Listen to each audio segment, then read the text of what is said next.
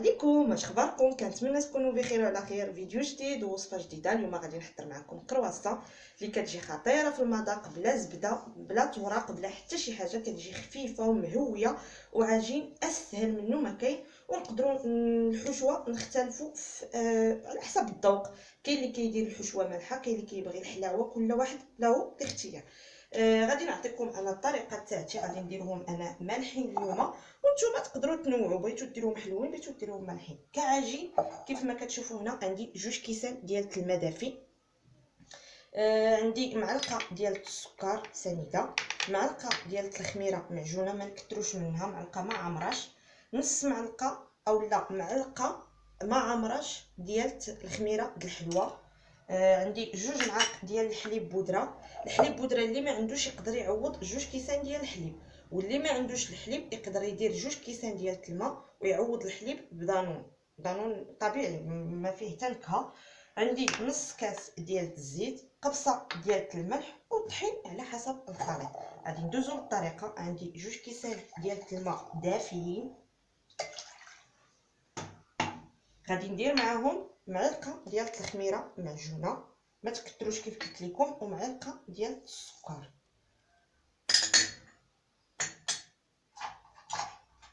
غادي نحرك الخليط باش يتجانسوا ليا وتذوب ليا ديك الخميره مع سنيده ويتفاعل ليا الخليط ديالي. كيف كتشوفوا هنا درت معلقه ديال الخميره معجونه ما عمراش، قلت لكم ما تكثروش منها، ومعلقه ديال السكر. غادي نضيف دوك 2 معالق ديال الحليب بودره. كيف قلت لكم اللي ما عندوش يقدر يعوض الحليب العادي. ديروا 2 كيسان ديال الماء، 2 كيسان عفوا ديال الحليب دافيه.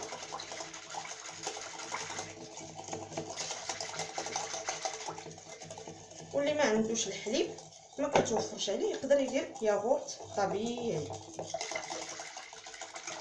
غادي ندير داك نص كاس ديال الزيت،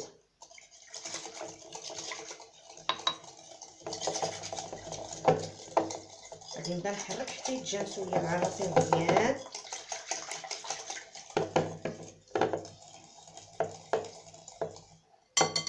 غادي نضيف قبصه ديال الملح باش تعزز لينا الذوق. كيف قلت لكم هاد العجين كنختلفوا فيه غير هو عجين واحد، كنختلفوا غير في الحشوه. تقدروا ديروه حلو تقدروا ديروه مالح، يعني العجين كيبقى هو الاساس هو هذا، ما كنزيدوا فيه ما كنقصوا.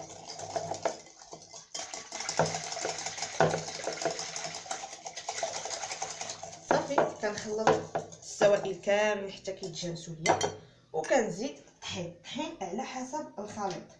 نسيت ما ذكرتوش لكم قبيله، الطحين على حسب الخليط.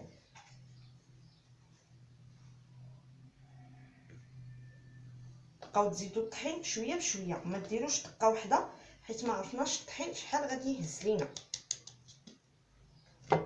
يعني غادي نديرو شويه وما تجيش العجينه قاصحه وما تجيش العجينه مرخوفه، يعني بين وبين. ما نقصحوش العجينه باش ما يجيوناش الكرواسات ديالنا مدقسين، وما نرخفوهمش عاوتاني باش يجيونا خفافين هما هادوك. يعني غادي نبقى نزيد في الخليط ديال الطحين شويه بشويه حتى تجانس ليا العناصر وتولي عندي عجين. غادي نزيد في الطحين كيف قلت لكم، الطحين على حسب الخليط، عينكم ميزانكم. ما غاديش نعطيكم القياس بالضبط حيت كيف كنقول لكم ديما الطحين كيختلف، كاين اللي كيشرب كاين اللي ما كيشربش. يعني نتوما الطحين عينكم ميزانكم، بقاو تزيدوا شويه بشويه.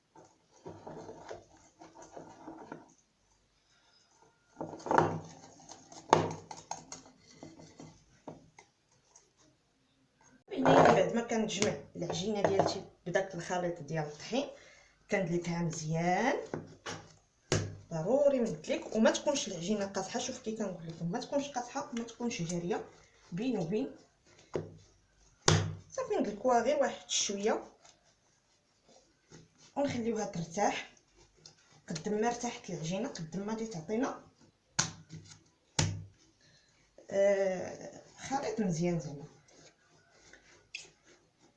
ضروري العجينه تعطيوها حقها من الراحه، خصها ترتاح ضروري باش نحصلوا على نتيجه مزيانه. صافي كنحصلها على هذا الشكل. خلينا نردها للبول ونغطيها بالسلوفان اولا بلاستيكه وخليوها تخمر على خاطرها. كيف قلت لكم الا عندكم الخميره معجونه بحال هذه اللي استعملت فما تخليوهاش بزاف. دابا مع سخون الحال فكتطلق لينا الريحه. قد ما خليناها تخمر بزاف فتعطينا ريحه ما مزياناش، ماشي بحال الحبوب. الخميره حبوب كتعطينا نتيجه مزيانه الصراحه. واخا نخليوها قد ما خليناها ما كتعطيش الريحه هذه المعجونه فيها الريحه. صافي غادي نغطي الخليط ديالي وغادي نخليه يرتاح على خاطرو. غير ما نكثروليش، المهم غير تطلع فيه الخميره. وديك الساعه نرجعو نشكلو الكرواسه ديالتنا ان شاء الله. من بعد ما خمرت ليا العجينه ديالي كيف كتشوفوا كنخليوها حتى كتطلع لينا. خليوها تخمر على خاطرها. صافي غادي نحاولوا ننزلوا من هذاك الهواء اللي فيها ونطلقوا العجينه ديالنا عادي.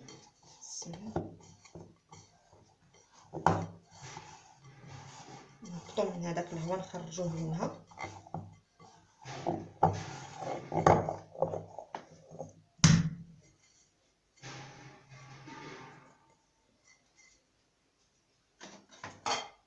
صافي على هذا الشكل ونحاولوا اننا نخرجوا داك الهواء منها.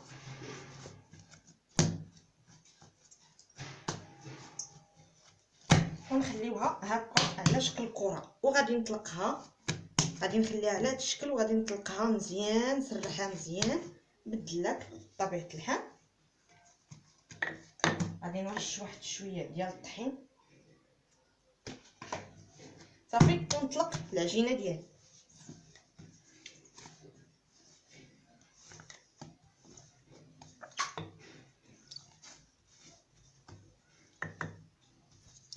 من بعد ما كتسرحي العجينه تاعتك على هذا الشكل غادي نبدا نقسم الكره ديالتي على 4. من بعد نقسمها على 8.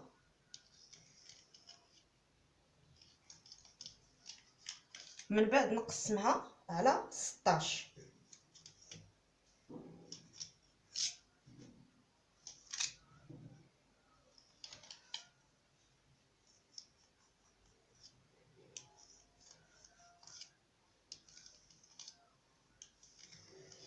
على هذا الشكل غادي نشكل الكرواسون تاعي. غادي نطلقها نوريكم في سطح العمل.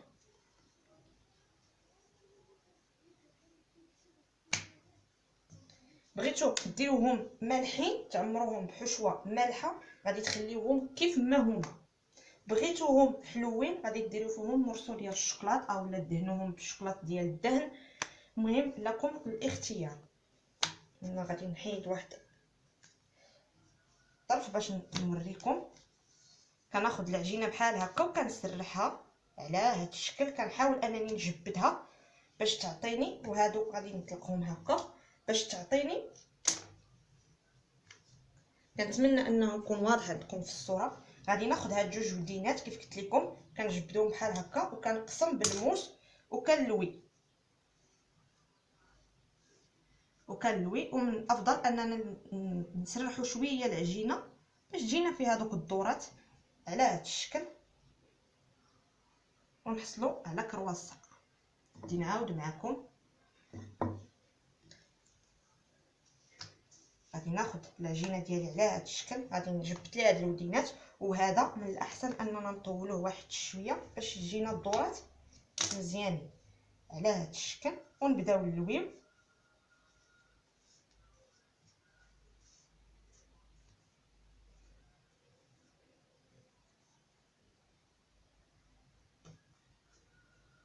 على هذا الشكل صافي ونخليوها. نعاود معكم وحده اخرى.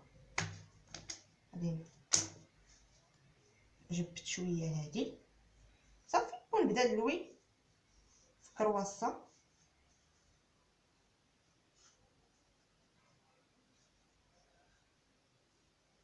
على هذا الشكل. وهذا القنيت هذا هو من الافضل اننا نديروه لتحت على هذا الشكل، نديروه لتحت باش فاش نجيو نحطوه في اللاطه يبقى ثابت لينا. غادي نعاود معكم نخرج هاد العجينه، غنخرج منها الحلو والمالح. غادي نشارك معكم بجوج حشوات، نتوما لكم الاختيار، تقدروا ديروا اي حشوه عندكم تقدروا ديروها، مالحه حلوه كلها والذوق ديالو. بغيتوهم حلوين غادي ديروا معاهم كيف قلت لكم الشوكولاته. غادي نشد العجينه ديالي كيف قلت لكم، غادي نسرحها واحد شويه من هاد الودينات هادو، غادي نطلق وغادي ندير الشوكولاط ديالي في القنت صافي، ونبدا نطوي ندلوي. ومنها ضروري اننا نجبدوا العجينه ديالنا باش نحصلوا على دوك الطيات.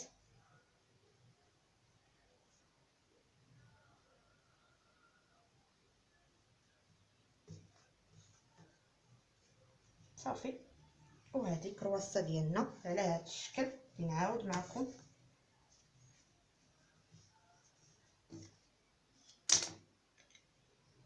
تقدروا كاع تخليوهم هكاك خاويين، بالنسبه لي حلوين تقدروا انكم كاع ما ديروش ليهم الشوكولاط وحتى يطيبوا، وعمروهم بالكريم باتيسري حتى هي كتجي زوينه.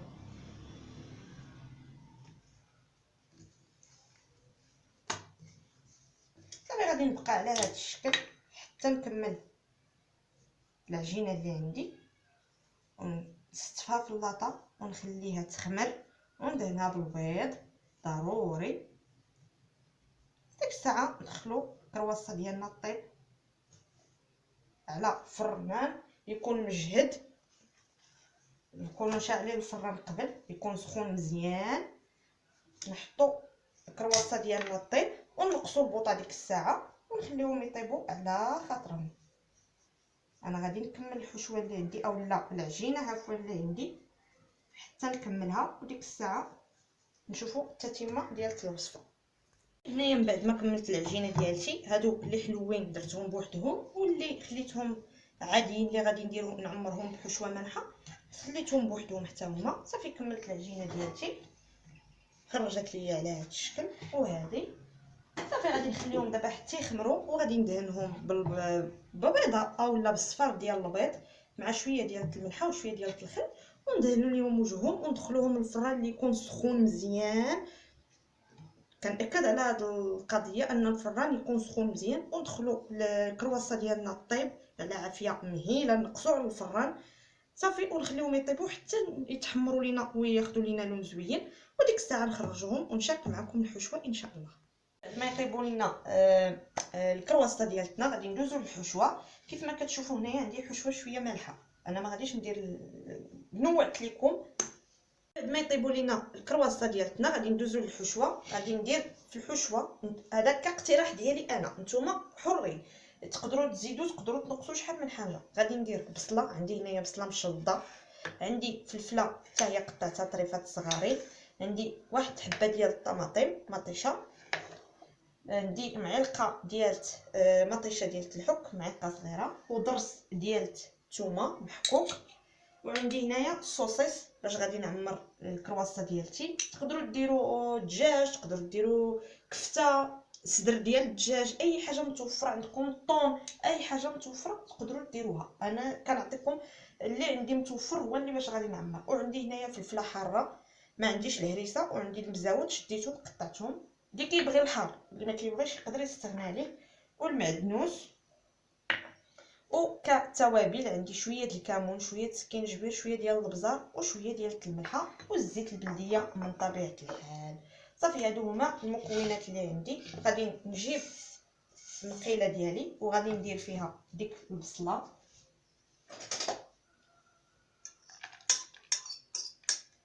غادي ناخذ البصله كلشي غادي نديرو في دقه واحده. انا قلت لكم تقدروا تزيدوا تقدروا تنقصوا، تقدروا تعوضوا النقانق اولا الصوصيص بالطون، بالكفته ديال الدجاج اولا ديال البيبي اولا كفته عاديه اللي متوفر عندكم تقدروا تعمروهم حتى بالخضره، تقدروا تعمروهم تيجيو لذاذين. كيف قلت لكم عندي بصله مشلضه، عندي حبه ديال الفلفله، عندي حبه ديال المطيشه محكوكه، ضرس ديال الثومه، ومعلقه ديال المطيشه ديال الحك،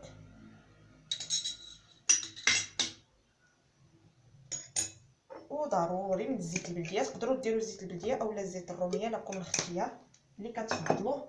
صافي غادي نرد، غادي ندير العطريه ديالتي كيف قلت لكم كلشي دقه واحده،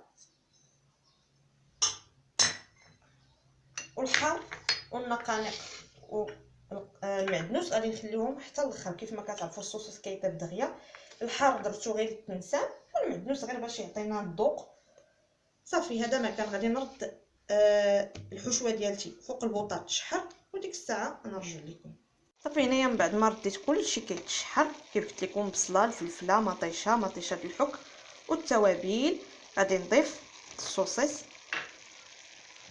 وغادي نخليه يتشحر معاه ويطلق داك الشحمه ديالو وديك البنه ديالته. وما تكثروش الملحه حيت راه حتى الصوصيص تيكون مالح، تيكون هو اصلا دايرين ليه التوابل ديالو، فما تكثروش الملحه الا كنتو دايرين الصوصيص. صافي غادي نخليه حتى الاخر، عاد غادي نضيف المعدنوس والفلفله حاره باش ما تطلقليش الجهد ديالها. دابا صافي غادي نقص البوطه وغادي نخلي الحشوه ديالي طيب على خاطرها حتى تنشف ليا وحتى يطيب ليا الصوصيص وطيب ليا تنزل ليا شويه البصله والفلفله. صافي وديك الساعه ها الحشوه ديالتنا واجده. من بعد ما خمروا ليا كنخليهم حتى كيخمروا، وكندهنهم بالصفار ديال البيض اولا بيضه كامله مع شويه ديال الحليب وشوله ولا د الخل وقبيصه ديال الملح. بغيتو تنسموهم بنسكافيه تقدروا تنسموهم بنسكافيه. انا هادو اللي حلوين فيهم الشوكولات غادي نخليهم عاديين، ما غندير لهم حتى شي حاجه. وهادو اللي غادي نعمرهم بحشوه مالحه غادي ندير لهم الجنجلان اولا السمسم غير شويه، اولا ديروا لهم البافو اللي عجبكم، اولا تخليوهم غير هكاك غير باش نفرقوا بيناتهم بان هذا مالح وهذا حلو. صافي غادي نشعل الفران يكون سخون مزيان حتى يسخن لينا، نقص ليه درجه الحراره، وديك الساعه ندخل الكرواسه ديالتي طيب حتى تحمر ليا وتاخذ ليا لون زوين، وديك الساعه نخرجها ونشارك معكم الوصفه اولا الطريقه ديال الكرواسه ديالنا على هذا الشكل. صافي ما نكثرش ليهم غير شويه. كيف قلت لكم تقدروا ترشوهم بالبافو اللي هو الخشخاش اولا تخليهم غير هكا. هنايا من بعد ما طابوا ليا لي كرواسون ديالي ضروري انني فاش نخرجوهم من الفران اننا نغطيوهم، ضروري هاد القضيه اننا نغطيوهم باش يبقاو لينا رطبين وفتيين. وهادو هما الكرواسات ديالي كيجيو على هاد الشكل، هادو اللي حلوين هانتوما شوفوا كي كيجيو على هاد الشكل وخفافين، ها خفافين ورطبين. غير اللي ناكد لكم انهم فاش يخرجوا من الفران غطيوهم بشي زويف يكون ناشف صافي. وهادو اللي درنا لهم الجلجلان من الفوق كيجيو على هاد الشكل، هانتوما كي كتشوفوا كيجيو على هاد الشكل، تيجيو خفافين ورطبين مهولين. كنتمنى انكم تجربوا هاد الوصفه، كتجي خطيره في المذاق. والحشوه نتوما لكم باي اختيار. انا هنايا كيف قلت لكم كيف كتشوفوا هنايا اللي الحشوه اللي مالحه فدرتها بالصوصيص اللي حضرت معكم قبيله. هذه هي الحشوه ديالته كتجي على هذا الشكل. وعندي الخس. صافي غادي ناخذ الكرواسات ديالي وغادي نبدا كنحل فيهم، نحلوهم على هذا الشكل. بسم الله.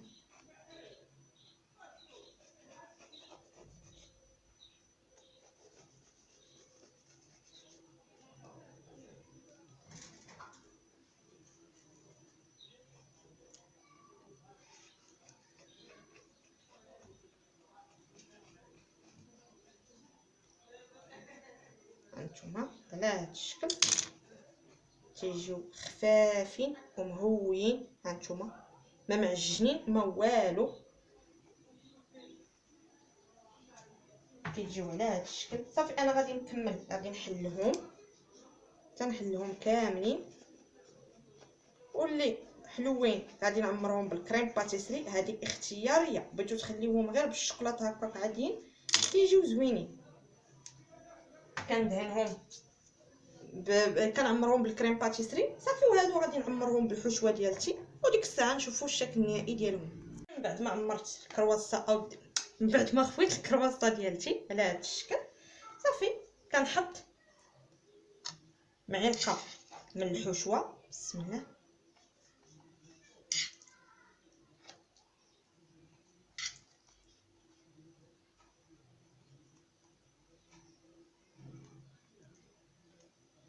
وكندير معاها الخس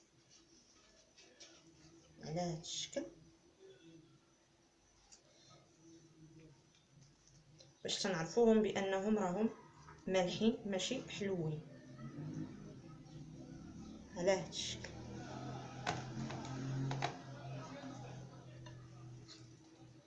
كيف قلت لكم الحشوه نتوما اختياريه عندكم، تقدروا ديروا اي حشوه كتفضلوا تقدروا ديروها.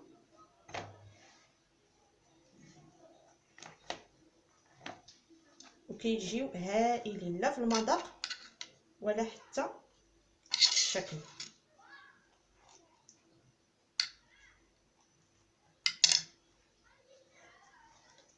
تنعمرهم بالخص كيف قلت لكم.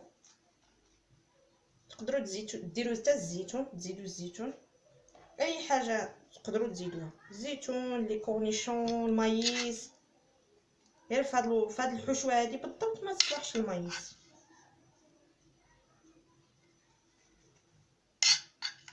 صافي غادي نبقى على هذا الشكل حتى نعمر هاد الكرواسات. هما كرواسا منين ساليتهم في التعمر ديالهم كيجيو على هذا الشكل، كيجيو لذاذين وبنانين لا شكلا ولا مضمونا. وهادو اللي حلوين عمرتهم بالكريم باتيسري من الداخل، حليتهم حتى هما من الداخل وعمرتهم بالكريم باتيسري. لكم الاختيار، تقدروا تخليوهم حتى هكاك وزوقتهم بشويه د الناباج وحكيت لهم شويه ديال الشوكولاته عفوا والسكر كلاصي من الفوق. هادو حلوين وهادو مالحين. كنتمنى ان الوصفه تنال اعجابكم وتجربوها وتخليو ليا لي لايك وتخليو ليا شي كومونتير يكون زوين. ونتلاقاو في الفيديو الجاي ان شاء الله، ورمضان كريم والى اللقاء.